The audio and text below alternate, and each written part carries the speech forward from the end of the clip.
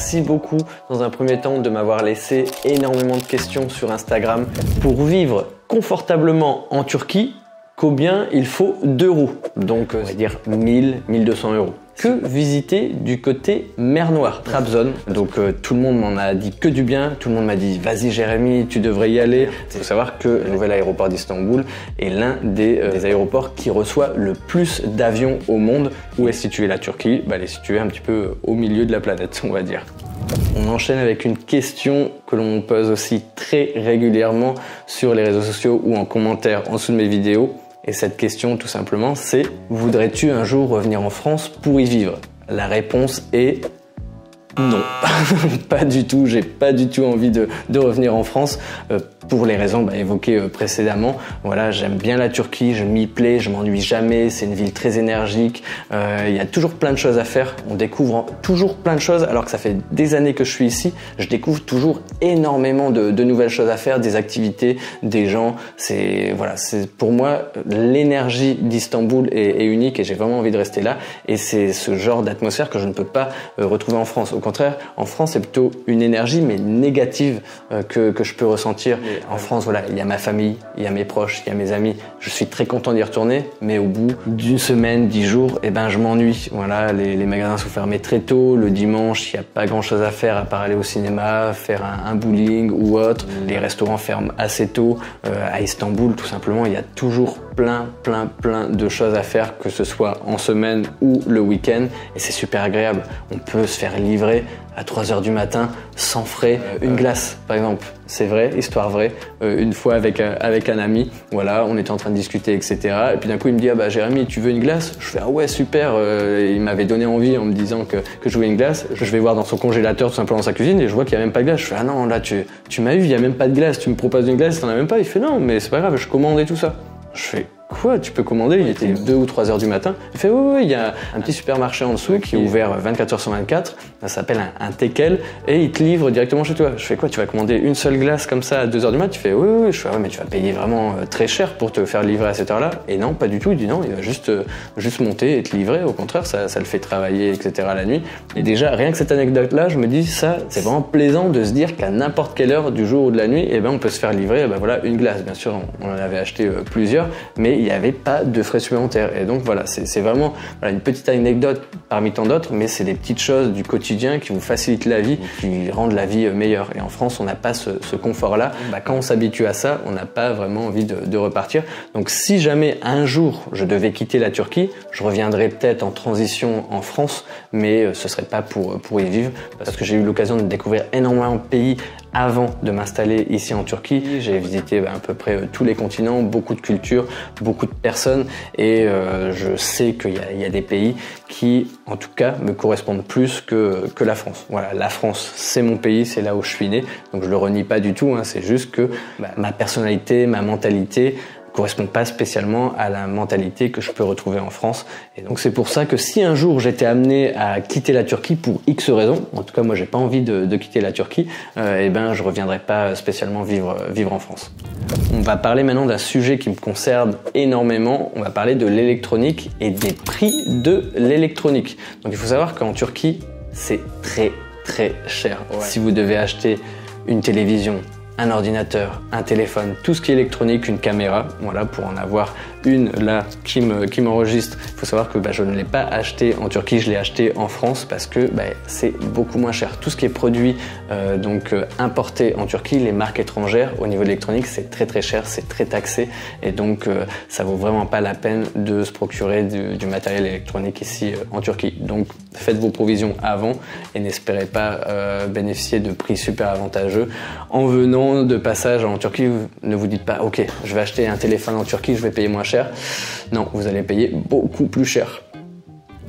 On va parler maintenant des jours fériés et notamment du Nouvel An. Voilà, le 1er janvier, j'ai une question qui m'a été posée qui est: est-ce que le 1er janvier, tout est ouvert ou tout est fermé? Il faut savoir qu'en Turquie, on célèbre le Nouvel An. Donc c'est comme en France, le 1er janvier, c'est le jour de l'an. Et donc la plupart des magasins sont fermés. Les centres commerciaux sont ouverts, mais tout ce qui est petite boutique, souvent c'est fermé parce que tout simplement c'est les vacances. Donc les gens profitent de cette période-là pour voyager, pour aller en dehors d'Istanbul notamment. Et donc voilà, il n'y a que vraiment les grandes enseignes qui sont ouvertes, quelques restaurants. C'est plutôt calme le jour de l'an ici à Istanbul. À titre d'exemple, si vous me suivez, vous savez que j'ai ouvert mon établissement de greffe de cheveux ici en Turquie, donc Clineva. Donc si vous voulez faire une greffe de cheveux, voilà, n'hésitez pas, vous avez toutes les informations en description en dessous de la vidéo. Et donc il faut savoir que l'une des périodes où la clinique est fermée, c'est cette période-là. Donc à la fin de l'année, donc vers le 28-29 décembre, la clinique est fermée et réouvre le 2-3 janvier. Donc c'est vraiment pour tous les employés, la clinique est fermée et donc voilà, ils profitent donc du Nouvel An pour le célébrer en famille. Et donc la ville, le pays de manière générale, est beaucoup plus calme à cette période de l'année.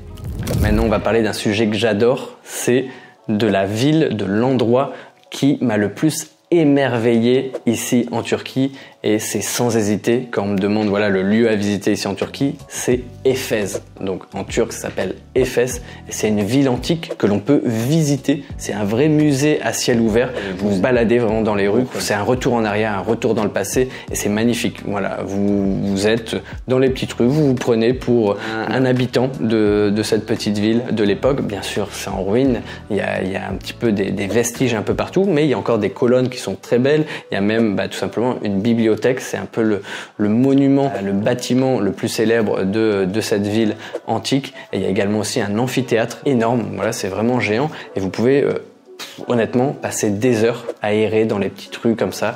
Et vous pouvez tout simplement vous imprégner de la vie des anciens habitants de cette ville. Et c'est magique. Il faut vraiment le voir. Après, profitez plutôt des saisons chaudes parce que tout simplement c'est en extérieur, donc s'il pleut, s'il fait du mauvais temps ou s'il fait trop chaud, c'est pas agréable du tout. Donc j'y suis allé deux fois je suis tombé dans des températures assez élevées. Voilà, on transpirait beaucoup parce que vous marchez énormément, vous allez faire des kilomètres dans cette ville là, vous allez vraiment errer comme un habitant dans cette ville. Donc voilà, Éphèse, si vous avez l'occasion de visiter la Turquie pour plusieurs jours, je vous invite vraiment à y aller. C'est au niveau de la région d'Izmir, donc c'est sur la partie ouest de la Turquie, pas loin de la côte, mais il faut vous déplacer un petit peu dans les terres, mais ça en vaut vraiment la peine.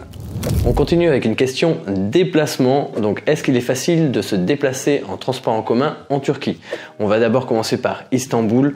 C'est très facile, il y a énormément de transports en commun. Vous pouvez vous déplacer en métro, en métrobus. Donc le métrobus, en fait, c'est une voie dédiée au bus qui est séparée des voitures, tout simplement. Donc vous n'êtes pas du tout dans les embouteillages, c'est vraiment très pratique. Vous avez également le funiculaire, le tramway, vous avez le bateau aussi, c'est super agréable de se déplacer en bateau à Istanbul. Vous avez le métro et le Marmaray. En fait, la différence entre les deux, le Marmaray, c'est un espèce de métro, mais qui va sous le Bosphore. Donc, c'est-à-dire que vous pouvez rejoindre la partie asiatique et la partie européenne sans sortir tout simplement du Marmaray. Donc, c'est ultra pratique. Voilà, j'ai fait une vidéo il y a quelques semaines, je ne sais pas si vous l'avez vu, concernant la Istanbul Card, donc la fameuse carte qui vous permet de voyager partout dans Istanbul et d'utiliser tous les moyens de transport. Normalement, c'est votre premier achat dès que vous atterrissez à Istanbul. Je vous recommande vraiment d'acheter cette fameuse Istanbul Card. Si vous voulez en savoir plus, n'hésitez pas, vous avez le petit i en haut de l'écran, là ou là, je sais plus, enfin bref, ça va s'afficher, donc n'hésitez pas à aller voir cette vidéo. Et ensuite, pour vous déplacer dans les autres villes, à partir d'Istanbul, vous pouvez utiliser le bus. C'est très fréquent ici pour les locaux de se déplacer en bus, souvent des bus de nuit, comme ça en fait, vous pouvez prendre le bus en fin de journée, vous pouvez faire des déplacements assez long de plusieurs heures et rejoindre votre destination pendant la nuit, comme ça vous avez le temps de vous reposer pendant le trajet, parce qu'il faut savoir que la Turquie est quand même un pays assez grand. Pour rejoindre le sud de la Turquie depuis Istanbul, il faut plusieurs heures. C'est un peu comme si vous rejoigniez Marseille depuis Lille. Il y a quand même beaucoup d'heures si vous vous déplacez en voiture ou en bus, et donc en Turquie c'est la même chose. Vous pouvez également utiliser le train, mais il faut savoir que le réseau ferroviaire n'est pas trop développé ici en Turquie. C'est surtout la partie nord, donc Istanbul, Ankara, Konya. Ça fait un espèce de triangle dans le nord de la Turquie. Le sud, malheureusement, c'est pas très bien desservi en train. Et ensuite, bien sûr, il y a l'avion, voilà, tout simplement, et également la voiture. Très pratique aussi de se déplacer en voiture de ville en ville. Comme ça, vous pouvez tout simplement visiter des petites villes sur le trajet. Moi, c'est mon moyen de transport préféré quand je décide de sortir d'Istanbul. Comme ça, voilà, moi j'adore conduire. Comme ça, je vois vraiment beaucoup de choses, des paysages. Je m'arrête de temps en temps dans des petits villages, dans des petites villes que je n'aurais certainement pas visité si j'avais pris l'avion ou si je m'étais déplacé en bus. Donc voilà, c'est plutôt agréable si vous aimez bien conduire et que vous avez du temps, bien sûr, parce que les distances sont très importantes. Et ensuite, dans les autres villes, il faut savoir que vous avez parfois le métro, mais pas dans toutes les villes. Sinon, voilà, les bus et les minibus, c'est les choses que vous pouvez utiliser le plus fréquemment un peu partout. Les minibus, c'est tout simple, c'est des bus plus petits qui font un trajet dans toute la ville. Vous pouvez les prendre à n'importe quel moment. Il n'y a pas de station spécifique. Vous levez la main, le minibus s'arrête et il fait son tour. Dès que vous voulez arrêter, vous dites que vous voulez vous arrêter. Il s'arrête en plein milieu de la route. C'est vrai, c'est véridique. Il s'arrête vraiment sur le côté. Vous dites stop, il se met sur le côté, vous sortez et il continue son chemin. Donc voilà, ça c'est assez pratique et vous pouvez retrouver ça dans quasiment toutes les grandes villes.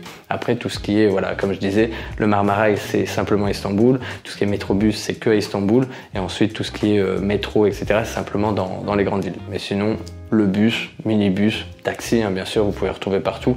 Ça, c'est dans toutes les grandes et moyennes villes ici en Turquie. On va parler d'un sujet un petit peu tabou, on va dire, concernant donc les choses qui ont été difficiles pour moi et qui le sont encore maintenant, après plusieurs années passées à Istanbul et en Turquie de manière générale. Il faut savoir que voilà, la plus grosse difficulté, même encore à l'heure actuelle, pour moi, ça reste le turc. Voilà, ça reste la langue. J'ai jamais pris de cours, donc j'ai appris vraiment sur le tas, en discutant avec les gens, voilà, en apprenant du vocabulaire au jour le jour. Donc je sais que mon turc n'est pas très bon, alors que ça fait voilà, plusieurs années que je vis ici. Mais à ma décharge, les 2 premières années, tout simplement, j'étais digital nomade et je travaillais depuis chez moi. Je prenais mon ordinateur, j'étais dans mon lit et je travaillais à distance dans plusieurs domaines d'activité en ligne, notamment le web marketing. Tous mes clients étaient français. Quand je travaillais, donc la plus grande partie de mon temps, je communiquais en français et donc j'avais pas l'occasion vraiment d'améliorer mon turc. Et également, tous mes amis turcs à l'époque parlaient anglais, donc pour la facilité, on discutait en anglais ensemble et donc mon turc, j'ai pas eu vraiment l'occasion de l'améliorer pendant ces 2 premières années. Et ensuite, comme vous le savez, j'ai ouvert mon établissement médical de greffe de cheveux, donc Clineva, et donc tout mon personnel est turc, mon personnel médical on va dire est turc, et pour la plupart ils ne parlent pas anglais, donc j'ai dû tout simplement apprendre un peu faire des efforts. Et donc je discutais en allant à la rencontre des gens. Comme je vous disais, les gens sont très chaleureux ici, c'est très facile de communiquer, d'échanger dans la rue à n'importe quel moment de la journée pour acheter son pain, pour aller faire ses courses. Les gens sont toujours curieux, donc j'ai toujours de la possibilité d'échanger avec des locaux. C'est ça aussi qui est agréable. Et surtout, ils ne se moquent pas. C'est bizarre, mais ils voient que je suis étranger, donc ils reconnaissent directement à mon accent que je suis pas turc, ils reconnaissent un petit peu aussi à ma tête et ils sont contents que je fasse l'effort de parler. Mon vocabulaire est quand même assez varié, mais c'est juste la grammaire, la conjugaison qui est pas très bonne. Ils sont contents de voir qu'un étranger tout simplement apprend leur langue, même si c'est pas fluide du tout. On arrive quand même à se comprendre. Moi je comprends très bien le turc, on va dire à 70-80% je comprends, et surtout les Turcs s'adaptent à moi quand ils voient que tout simplement je parle pas très bien. Ils parlent doucement, ils utilisent des mots plutôt simples que je peux comprendre, et tout simplement ça facilite les échanges que je peux avoir avec eux. Et donc c'est comme ça que petit à petit je me suis amélioré, et donc voilà, mon niveau de turc on va dire ça reste la difficulté que j'ai encore actuellement. J'aimerais parler mieux, mais on va dire mon niveau me suffit au quotidien, me suffit pour communiquer, échanger avec les gens, et honnêtement voilà, c'est ça le principal pour moi. Ça y est, j'ai répondu à énormément de questions. Encore merci de votre participation. Merci de m'avoir laissé des messages sur Instagram ou TikTok. J'en profite également pour vous dire que voilà, vous pouvez vous abonner à mes réseaux sociaux hors YouTube si vous voulez avoir des informations liées à mon quotidien d'expatrié français à Istanbul. En attendant, si vous êtes encore à ce moment-là de la vidéo et que vous avez aimé, n'hésitez pas à laisser le pouce gris en l'air. N'hésitez pas également à vous abonner, à cliquer sur la petite cloche pour recevoir une notification à chaque fois que je publierai une nouvelle vidéo. Et en attendant, voilà, je vous souhaite une bonne journée, une bonne soirée, un bon week-end en fonction de quand vous regardez la vidéo. Et je vous dis tchuss les poulets!